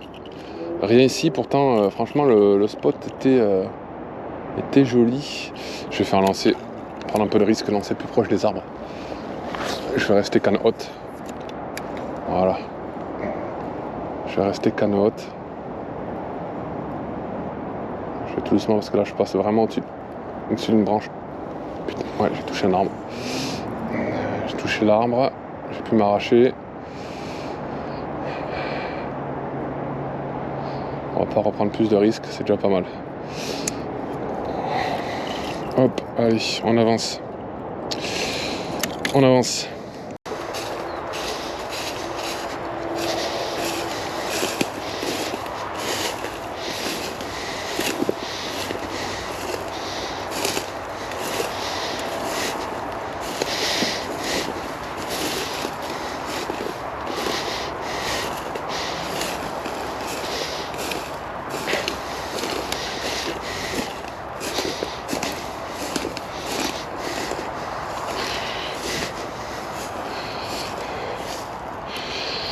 Allez.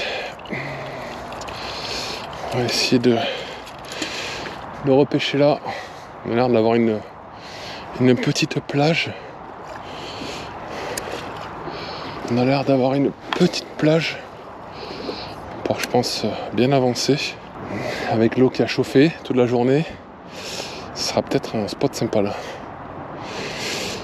Allez, je pêche encore 4 minutes. Et on va passer avec le balame fluo. Parce qu'il est 16h06. Je fais 2-3 lancers. Et on passe au balame fluo. Allez.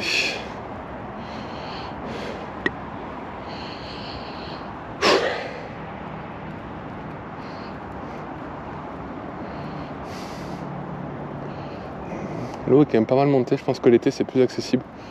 Parce qu'on voit là les arbres ils sont quand même pas mal dans l'eau. Je pense que là par exemple c'est une zone à frais. C'est une zone de frayère là je pense. Ouais, là je pense que c'est une zone de frayère. Parce que quand je suis passé là, il y a beaucoup d'herbes, beaucoup de végétation et c'est mou.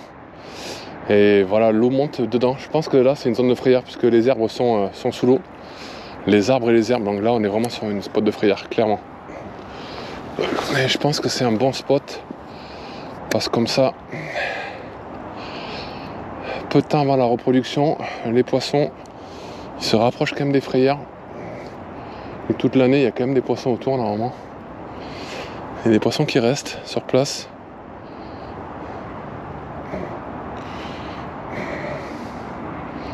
Il y a peut-être un poisson qui est dans le coin. Qui traîne. Voilà, encore 2-3 lancers et on change de leurre. Hop là.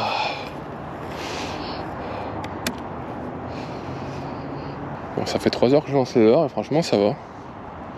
Le bras et tout, le poignet ça va. Le poignet un peu quand même, ça commence à durcir un peu mais c'est encore jouable. Tranquillement.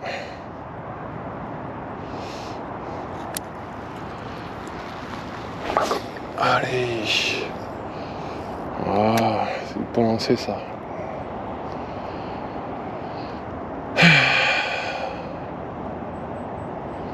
Ce serait pas étonnant non plus qu'on tombe sur un petit glane là, qui monte sur les bordures en fin de journée. La luminosité qui baisse là, ce serait pas étonnant. Ce serait pas étonnant qu'on tombe dessus non plus, qui nous rouste bien. Bon allez, 16h09, on va stopper. Allez, il est l'heure de changer le leurre. On voit vraiment que ça a bien monté. Vraiment, c'est vraiment ici une zone qui est normalement pas sous l'eau. Donc comme je disais, ça pue la zone à frayeur. Allez. Hop.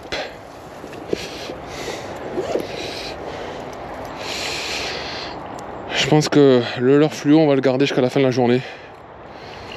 Puisque forcément, comme la luminosité va blesser, je pense qu'il sera plus judicieux de pêcher avec celui-là.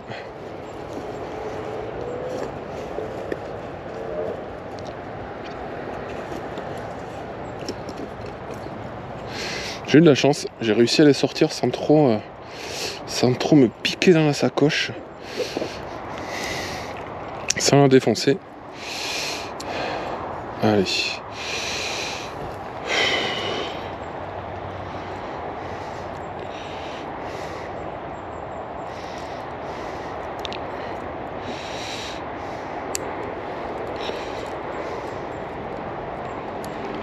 Hop.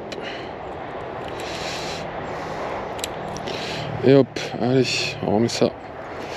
On ferme. Ferme à la baloche.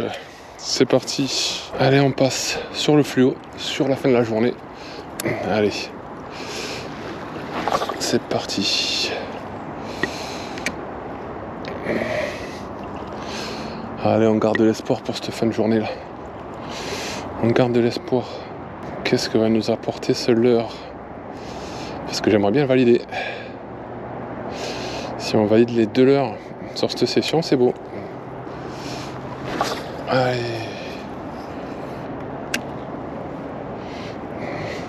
Encore un bloc de béton là, faut faire gaffe. Il y a encore du béton, des blocs là. Bloc de pierre ou de béton, je sais pas ce que c'est, mais. Ça avance un peu comme ça, même s'il tombe dans l'eau là. Il y a quand même 80 cm. Allez, 16h24. Il doit nous rester une bonne heure de pêche. 1h30. 1 heure. Je dis 1 heure de pêche. On verra bien. Si on peut rester un petit peu plus longtemps avec la luminosité, on reste. Si on voit que c'est plus jouable, on avance. Allez, on reprend la pêche. Ouais, encore un bloc de béton là. Boum. Bon, ben, ça fait toujours plaisir. On a croisé un pêcheur avec qui on a pu discuter un petit peu, qui est abonné à la chaîne, c'est drôle. J'en croise de plus en plus. Et à chaque fois, c'est des moments sympas pour discuter de pêche comme ça. Donc s'il passe sur la vidéo, ben salut à toi. Ça fait plaisir de parler un petit peu de leurre, un fan des leurres aussi, du balam, etc., des leurres japonais. Donc je crois qu'on est tous pareils les gars. On est tous des tarés. On est tous des fous de matos. Allez. La luminosité a encore un petit peu baissé puisqu'on a discuté mine de rien une bonne dizaine de minutes. Allez, allez, allez. Montez sur les bordures, les brochets. Venez m'éclater les leurres. En tout cas là on est sur une zone où je peux marcher de plage, où je peux m'avancer un petit peu, donc on aurait pu être bloqué. Je crois qu'on va plus avoir à sortir de l'eau. Ça devrait être un petit peu plus confortable à pêcher. Allez. Bon après il n'y a pas d'herbier. On est toujours sur le même problème. Il n'y a pas d'herbier. Donc pas d'herbier, pas de cache. Il faudrait que ce soit un poisson qui soit en mouvement. Parce que là, il n'y en a aucun qui sera posté, c'est sûr.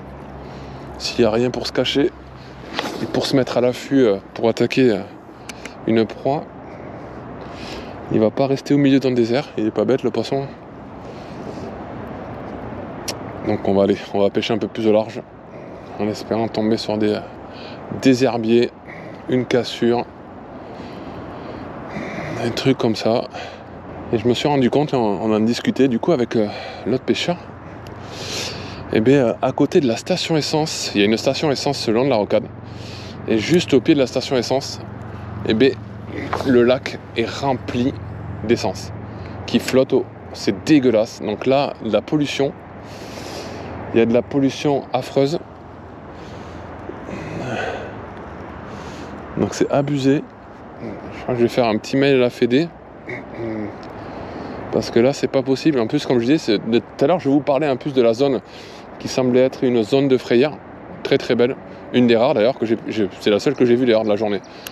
Et bien la seule zone de frayère, elle est remplie d'essence. Voilà.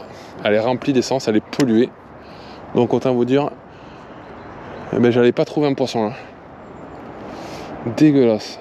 Oh là là là. Je commence un petit peu à fatiguer. Quasiment 4 heures à balancer du balam. On n'est pas dans la douleur non plus, mais on commence à fatiguer. On commence à être un petit peu moins attentif. Voilà. C'est les moments comme ça, on peut commencer à faire des erreurs, à se casser la gueule dans l'eau, à rater des ferrages, à être moins attentif. Allez. Ouais, je peux m'avancer encore, c'est fou. Hein. Encore, comme je vous disais, si j'avais pas mes clés de voiture et tous mes trucs à la ceinture, je pourrais m'avancer vachement plus loin. Je pense que la prochaine fois, je mettrai pas ça autour de la taille. Et je pourrais m'avancer encore un peu plus dans l'eau. Hop là. Pour gagner 10 mètres, c'est toujours ça. Par contre, ça m'étonnerait pas que cette partie-là, ici, là, avec le sable et tout, et les cailloux, ce ne soit pas des zones de frayère. C'est du gravier, du sable. Il doit y avoir des zones de frayère à Cendre et à Black Bass par là. Forcément, tout autour. Je pense quand même pour le centre, ça doit être propice à... Ça doit être propice pour la frayère, mais sinon... Pour le pauvre brochet, il est mal barré. Là, on voit devant, là, le camp de migrants. C'est juste un peu après, on est sorti de l'eau et on est remonté. Donc on se rapproche de là où on était sorti tout à l'heure. C'était quoi, il y a une bonne heure et demie, je pense. Facile. Et si on a le temps, peut-être, je sais pas, peut-être qu'on traversera le pont pour aller lancer de l'autre côté. Parce que je sais qu'il y a beaucoup d'herbiers. Ou alors on reviendra au tout début où on a fait le poisson. Et on ira se mettre là où il y avait aussi le monsieur qui était en train de pêcher au vif. C'était rempli d'herbiers. Peut-être que... Ouais, finir là-bas, ça serait pas mal. Oh, une bécasse. Qui vient de passer. Je crois que c'est une bécasse avec son long bec. Ça avait un bec immense. Mais je crois qu'il n'y a pas que la bécasse qui a ce bec-là.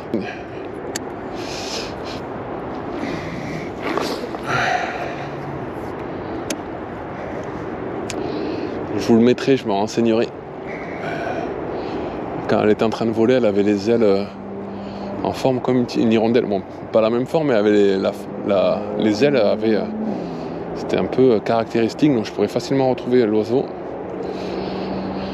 Entre les canards, martins pêcheurs, ça, c'est canon quand même. De voir toute cette nature au milieu de toute cette pollution.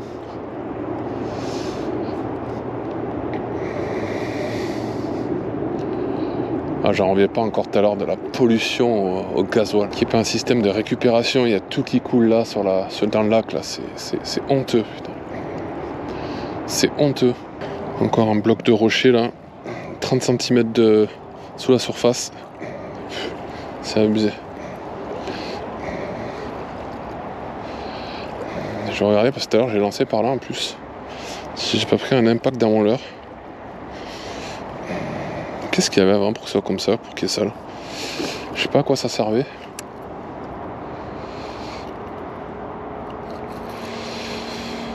Non. Je touche du bois, j'ai pas pris d'impact. Faut vraiment que j'arrête de lancer trop près du bord. Je me dis ça depuis le début de la session, mais des fois je le refais. Allez.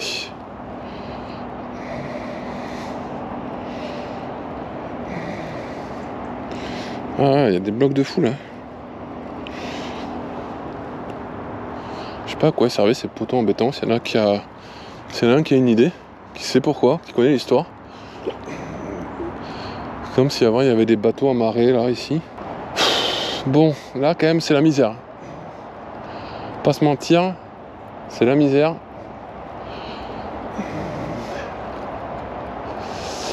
Est-ce qu'on serait pas tactique et on sortirait pas de l'eau pour marcher de l'autre côté et aller pêcher l'herbier? Est-ce qu'on serait pas un peu tactique là? Allez, tactique. Faut prendre des décisions. Dernier lancé. Et on va aller chercher l'herbier en face. Allez. Parce que là, il n'y a rien depuis le début, c'est désertique. Allez, on sort ce leurre là, on ramène vite. Et on va aller chercher l'herbier. Tant pis. On va faire le tour du lac.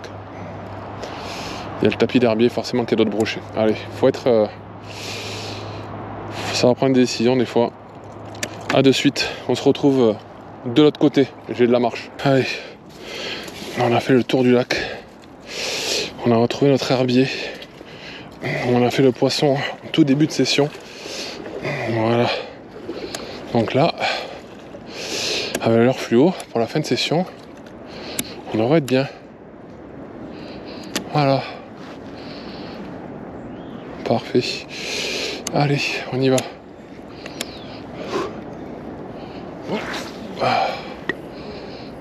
Voilà, allez, c'est parti. Bon, par contre, là, il n'y a plus de soleil. Donc, on ne voit plus où on marche. Il va falloir être extrêmement vigilant aux troncs d'arbres, aux branches, aux blocs de béton. T'es comme là, hop, je tape un bloc de béton. On peut vite tomber en avant dans la flotte. Comme je dis avec la caméra, t'es content. Allez. On va pouvoir comme ça pêcher jusqu'à la plage en face. Là on est entouré d'herbiers. Là on est bien. Allez.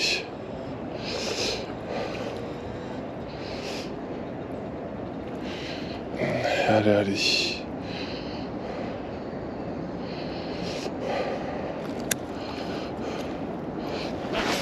Allez.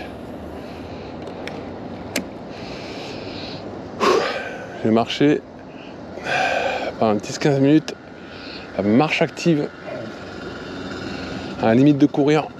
Les waders, j'ai chaud. Il fait chaud. Allez.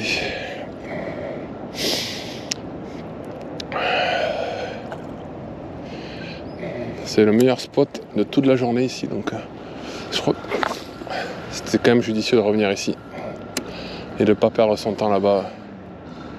Je crois que c'était un bon choix. Ah, il nous reste, je pense, une demi-heure de pêche maximum. J'ai l'impression qu'il fait nuit, mais ouais, il est 15h15. Allez, on va arriver à la zone où on s'est mis à l'eau tout à l'heure. Et le brochet, on l'avait fait un petit peu plus à droite. Ah non, le brochet, on l'a fait pile poil ici tout à l'heure. C'est pile poil ici qu'on avait fait le brochet tout à l'heure, vous voyez.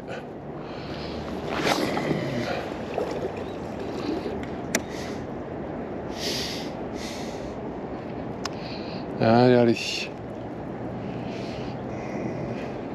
On ira jusque là-bas, la clôture, jusqu'à la zone de baignade. Je pense qu'il a pu y avoir après d'herbier. Ils doivent mettre du sable, je pense, à canner pour faire une plage. On va rester un petit peu canote quand même. Parce que comme il y a des herbiers, ça serait con de se prendre dedans et de gâcher un lancer.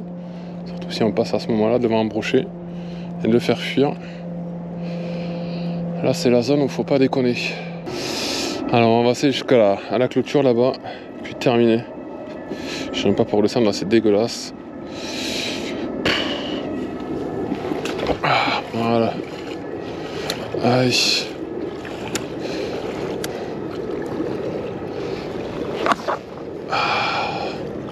Vous voyez là déjà, il n'y a plus d'herbier. On sent qu'ils doivent mettre quand même pas mal de sable tous les ans pour la plage. Et du coup, ça fait une plage là aussi et ça a dû recouvrir et tuer tous les herbiers. Donc il n'y a plus un herbier. Donc là, je pense que c'est la fin. On va pêcher un peu en travers là sur l'herbier. Et puis ça sera la fin de la journée. Terminé.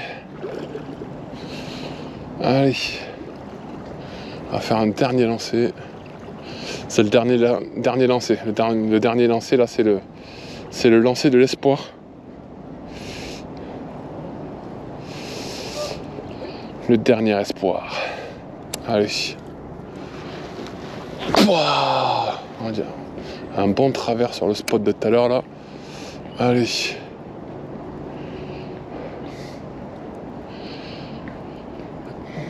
Allez, allez.